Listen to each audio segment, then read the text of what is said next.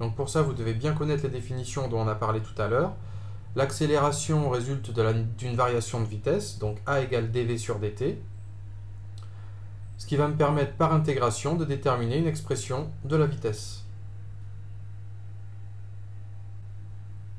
Donc j'intègre par rapport au temps.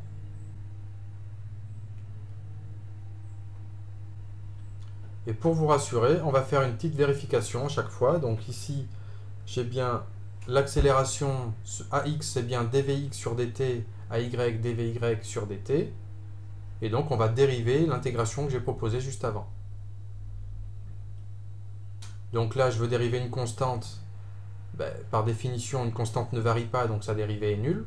Donc ça, c'est en accord avec AX. Et pour VY, je dérive moins GT plus la dérivée de la constante C2. Et j'obtiendrai bien moins G, puisque la constante C2, comme tout à l'heure, ne varie pas, sa dérivée sera nulle. Donc je suis bien en accord avec l'expression de A. Ce qui m'intéresse surtout, c'est de déterminer les constantes C1 et C2, grâce aux conditions initiales. À l'instant initial, on a établi tout à l'heure les coordonnées de V0.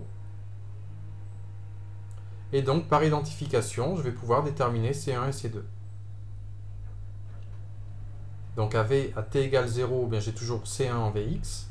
Et en Vy, t égale 0.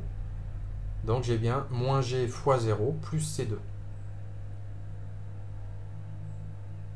Égale C1, C2. Et par identification, je peux écrire que C1 égale V0 cos alpha et C2 égale V0 sin alpha.